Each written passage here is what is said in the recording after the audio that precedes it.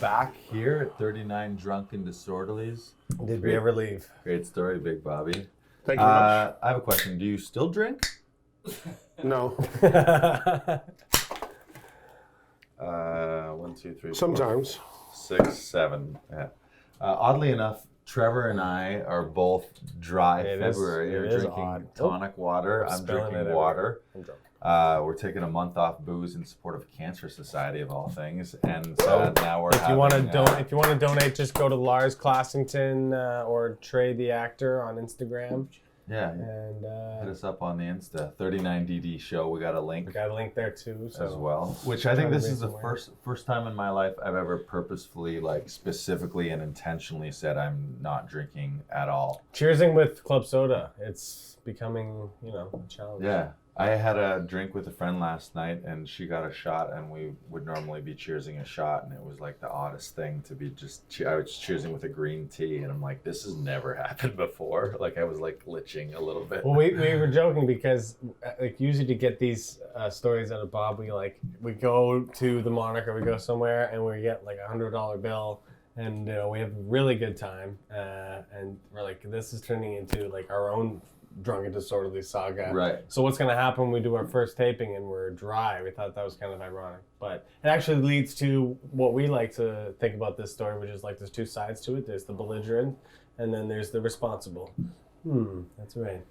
Yeah, we want to make sure these episodes are not just like totally glorifying and rah, rah, rah, party, drinking. No, I don't mean to. There's repercussions to this shit. Yeah. Yeah, I don't mean to come across like, Hunter S. Thompson when he says, sex, drugs, and rock and roll may not be for everybody, but it's always worked for me.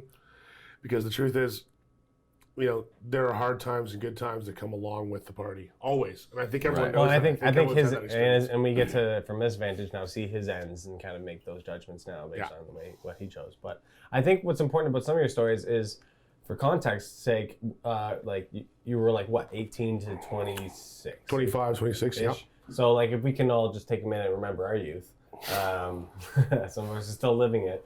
But like when you're 18, shit. Actually, speaking of still living it, you have a scar above your eyebrow that still living with some of my choices. You took a little bit of a drunken tumble recently. I had my own drunken dismemberment.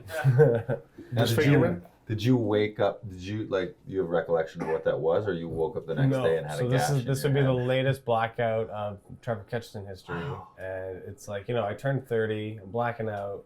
What am I doing? So Lars says, actually, it was funny. Someone went in sober November, and I was like, bah. And then two of my other friends went sober January, and I was like, ugh. And then Lars says sober February, and I had this over Christmas, and I was like, yes, it's time. So I'm trying to be responsible. Glad to inspire. And just looking at Bob makes me feel responsible.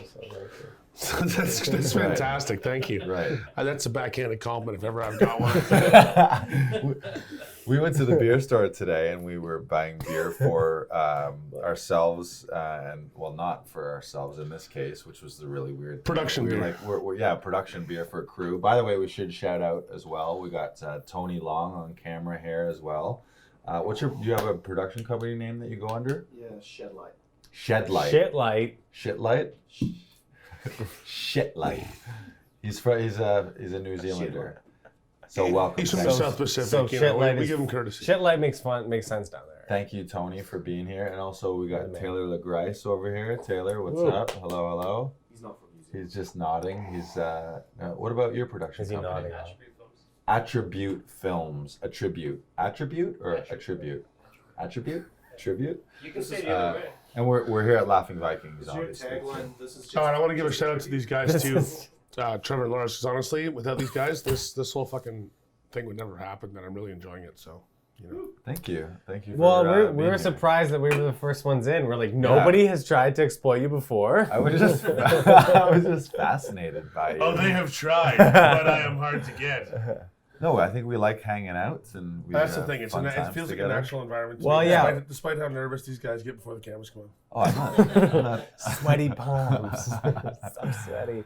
Well, but just to get back to being 18, being young, and we make those kind of rock and roll choices that are that kind of, we say fuck you, mom and dad, and we try to glorify everything, really. So a lot of your stories have that kind of angsty, youthful edge to it. Yeah, it was entirely that, the sort of 90s sub-punk vibe. Well, there you go. When did you first start drinking? Shit, I don't know. What age? 15. Yeah. I'm actually, that's not true. I remember when I started drinking. Me and my best friend Rich, who you'll probably meet at some point because he's Is he like one my of your hetero life mate. He's always I was around. gonna say, is he one of your alter egos that's gonna just jump up at some point? Kind of like that, yeah. No, You'll meet him at some point. he's the Jay to my not so silent Bob. He's always been there, and he's a hilarious guy. But anyway, yeah, my mom moved in with this guy, and he had a daughter who turned 20.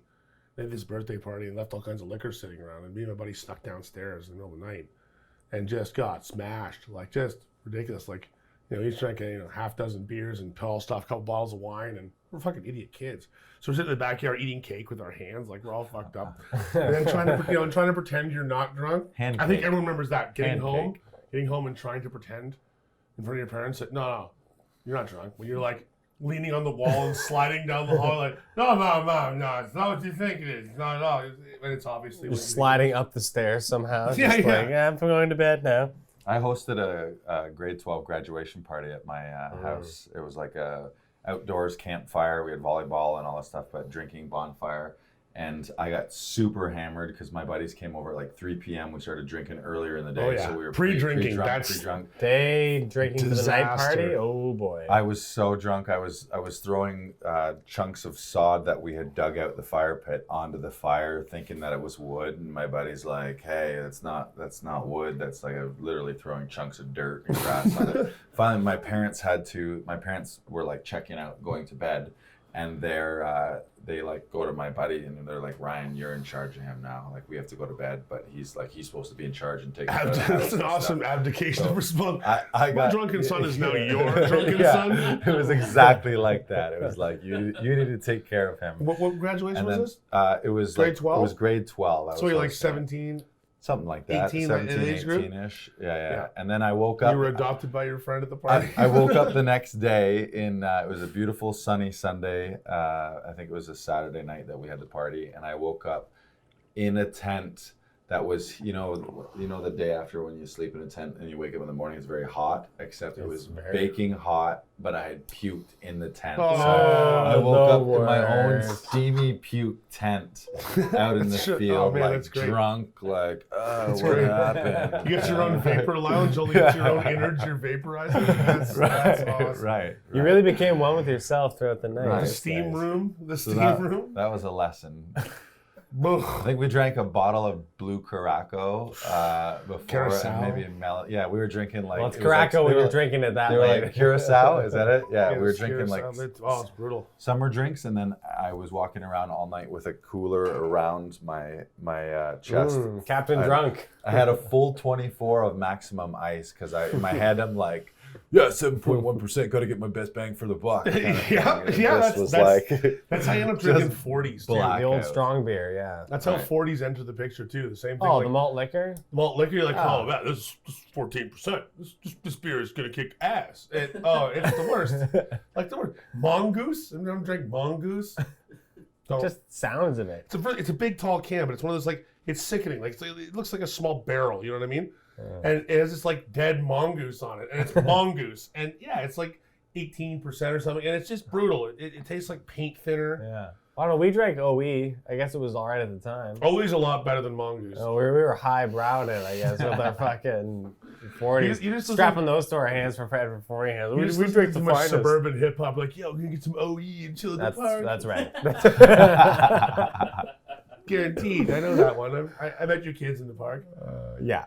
when I was drinking Mongoose and Navigator. I probably ran into you when I came to the East York by accident, and I was like, "What am I doing?" Actually, were you East York? I grew up in the beaches. Beaches. Yeah, I grew right. up just right in Coxwell Gerard area. Yeah. Lived in a bunch of places. I mean, that's Scarborough, so. East. Yeah, it's Scarborough. East Not York. quite. Now I live in Scarborough. Almost not my fucking Pickering.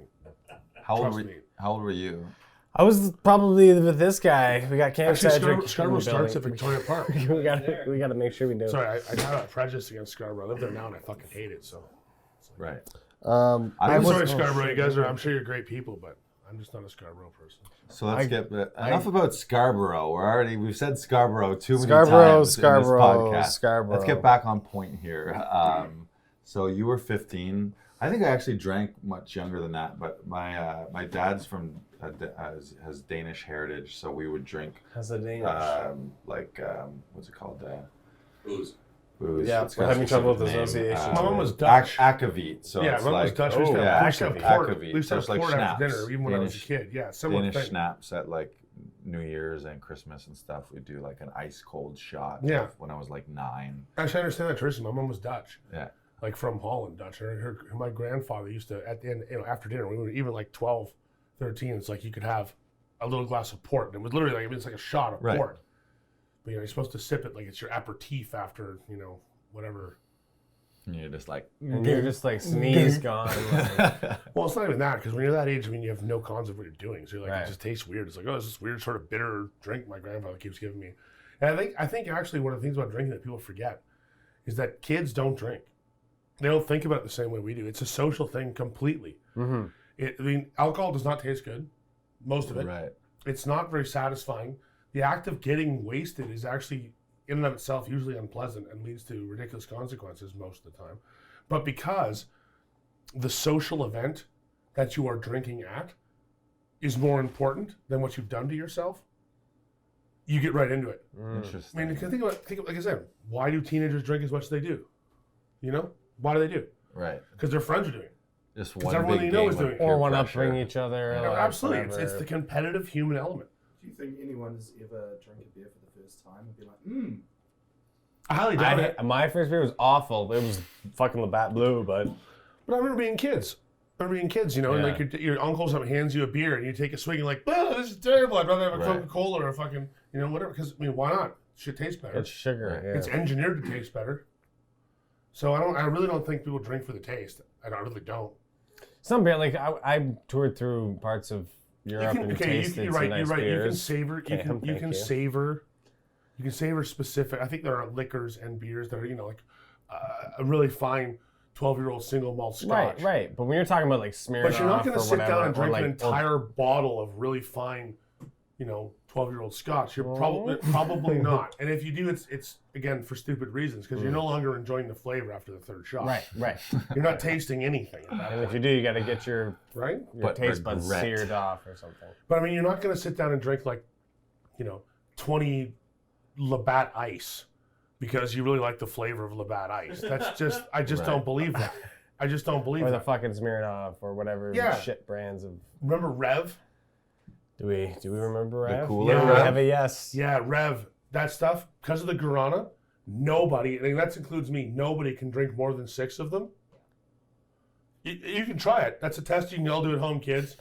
Try and drink more than 6 Rev. Don't do that, kids. Definitely iPods. Lawyers definitely don't do You'll that. have your own drunken disorderly experience. You will definitely puke a random, freezy colored liquid onto your carpet, guaranteed. What's it called? It's called the Rev 6-pack challenge. Yes, the guarana effect. The guarana effect. Is there a capacity? Mix some Tide Pods in there too. Is there a capacity inside you for beer? Is there too much? Did you ever like chug too much beer or something? Like I chugged 6 tall cans, and on the 6th one in the beer bong, it just all came out. No, this is my ex-wife, and she's a photographer as well as a computer programmer. We were at some concert, some camp away festival show, and we were camping with the bands because I knew the security working the show. We were doing this is a year or so ago. We were doing you pop the can, but you stab the can with your keys first. Then so you're basically shotgunning beers with this band. So I got into that with these So guys. many cool on the ways to on drink, the next too. website. Yeah, that's the thing. You're definitely not enjoying the taste of beer when you're like, okay, 3, 2, 1, stab. And you do that 20 or 30 times. You're not tasting shit. But I remember this whole band laid did it you over say parking. 20 or 30 times? You've Yeah. would you be at a party and just It's rock band, done man. 20 beers? I've killed a 2 for watching a football game, and then reached over for another beer. Like just sitting there. I didn't realize it was gone. I reached over for that beer, and I'm like, oh shit. Right. I guess I gotta go get more beer. You know It's what I all mean? relative. that's like a It's 6-pack for us. That's what I'm saying. Like, Right. See, I'm sort of on my own like February not drinking thing. I know it's extraordinarily different from yours. I know. Yeah. But at one of the bars, okay, this is ridiculous. This is going to sound so stupid now that I think about it. But here we go. At one of the bars that I work at, I no longer drink shots or beers at work. Wow. This sounds. I know this sounds like a confessional, but the point is, it was necessary. I worked 2 bar shifts, so I worked from like 10 p.m. at night to like noon the next day. Right. So the first one I dedicated as like the drink tea, drink coffee, My sober relax. job. It's my sober. Well, I don't drink during the week. I don't drink during the day when I'm working as a carpenter or a construction worker, right? So honestly, I'll have a couple of beers at night, 2 or 3 when I get home. But the weekend is definitely always ridiculous. As soon as I get to the bar scene, it's like, you drink your face off, you smoke all kinds of fucking pot, you know what I mean? You're talking to all these people, you're just jazzing it up. You're part of the scene because you're the doorman. You're the first and last person that people meet on the way into a club. So you set the fucking stage, right? Which is why you've also been in so many crazy fights because you're also a bouncer. That's right. Yeah. Bouncer how long? 20 years. Yeah, so there you go. There's some mitigating some fights and interactions. Well, let's put it this way. When I was 18, so a lot of these stories that you hear, I was playing in bands and things like that, and I was also working weekends at the club. I was too young to actually drink legally, but no one ever asked because, like I said, when you're 6'6" and 350 pounds, they're like, you're hired. Like, you know what I mean? Stand here and you walk into the club and like, I hear there's a job opening for bouncer, hired. Like managers, literally, the managers are literally like they that. just hand you the keys. As he's you own walking the bar by, now. he like taps the bartenders, like, "Yep, the guy's hired. Get him paperwork. It's done." Goes back into his office, starts doing shit. You know what I mean? No questions asked, no interview, no nothing. It's like, you're done. Yeah, that guy, for sure. Right, because he knew if he didn't hire you, just bonk him over the head, and then you now own the bar. Seriously, how many people have you killed? Then they can prove. How many times do you think in your life you've been like inches from death? Oh, fuck. The camera's so Well, again, I got the very first story is part of the introduction to that. That Should one's probably pretty be that close. I got hurt before that in a car accident. I got hit by a truck in a crosswalk, like an SUV. And Please tell that story briefly, because it's hilarious. yeah, we were just going to my buddy's place. Middle of the night, stoned, drunk, November. It was raining, cold, wet. Started crossing into crosswalk. I was listening to headphones because, I'm some teenage fella, but yeah, rock and roll, walking on the street, rock and roll. And the car ran on the crosswalk ahead of me. And fuck, man, pure irony. Like, it's one of those, like, lesson to children. Instant karma. It literally instant karma. I stopped to fuck off the guy that ran the crosswalk, and the guy tailgating the guy that ran the crosswalk ran me over. So if I had not stopped, if I just kept walking, I would have walked in between these two cars like worm, you know what I mean? And then in between. No, blown down the street like a fucking rag doll. I rode off an SUV with my body. It's something that Moose normally does. I did this, okay? Cracked the radiator block with my hip. Yeah. What? My knee was just I didn't break any bones, but I blew every muscle in your leg, like How attached did to you your not knee. break any bones? Don't know. How's that possible? But the government decided that was good enough not to get real compensation for it too, because no permanent injuries. Thanks, Mike Harris. That was for you. We went political. Just for a second We there. said we weren't going to go there. I'm sorry. That was personal. That hurt. I'm sorry. That hurt. Yeah, that part, that news, yeah. So yeah, I was crippled up for Right. a lot of these stories, like trying to. I spent 6 months walking again and all this crap. And So how old were you when that happened? I was just turning 18. Like just. Oh my God! So the And beginning. my mom passed away the same month that I was crippled up. And so I got caught in a situation where I couldn't pay my bills and had no money and all that shit. And yeah, my crazy punk rock friends were like, yeah, live in punk squats with us, we'll just do a lot of drugs and everything will be fine. And I was like, oh, okay, sure, we'll try that out for a while. Classic life advice. Yeah. Hey, you want to join a punk band and do a bunch of drugs? Everything will be fine. Exactly. And you know what? Sometimes that's true. Well, in tough times too, right? You kind of seek all kinds. Well, when you're already rock bottom, you don't really feel like you can free fall. And we were just talking about being 18, right? And having no expectations of the world anyway. Just gotta rock When you hard. have no expectations of the world anyway, and you're like morbidly fucking depressed, it doesn't really matter.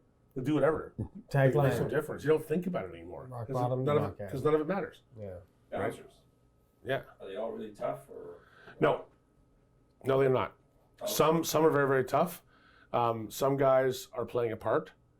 Some guys are more ego than action.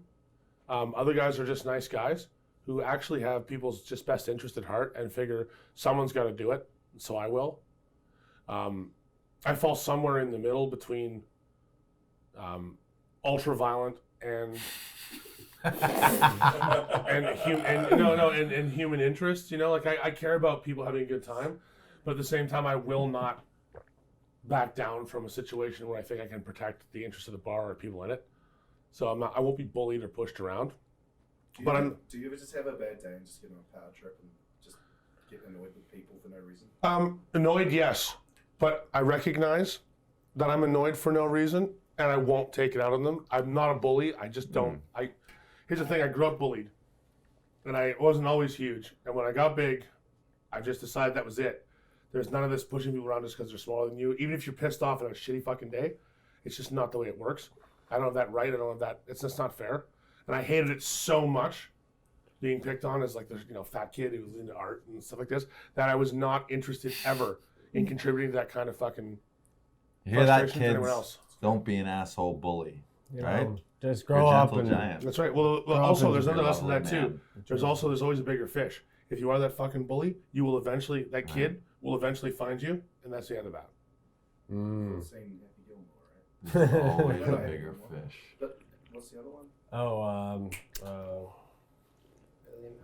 Billy Mad, yeah. You ready to pull a gun on you or a knife? Oh, I've been stabbed 3 times. Oh. tell Yep. tell Three the separate times? Separate times. Let's hear one. yeah. Let's hear one of those. High on acid, walking down the street. Guy asked me for the time. I turned around. I said, I don't have a fucking watch. I'm a broke punk rocker. Started walking away again. He said, that's not what I meant. He's like, give me your shit. And I'm like, I just told you I'm a broke punk rocker. You're looking at my shit. This is it. You want my shitty sweatshirt, blah, blah, blah. Turned around to walk away again. Being stabbed feels cold, everyone. Yeah, that's what I would It think. feels cold at first, very cold, like almost like if someone pressed an ice cube against your skin for a while. Feels like that. But then it gets hot. It starts to burn.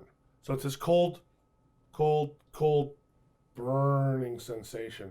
Because I don't know what it is. It's a reaction to oxygen in your wounds. I'm sure there's a doctor or someone out there blood leaving your who will body. know why it goes from cold sensation, the nerves for cold go off, and then the nerves for hot go off. But after the knife comes out, that's when it starts to feel hot.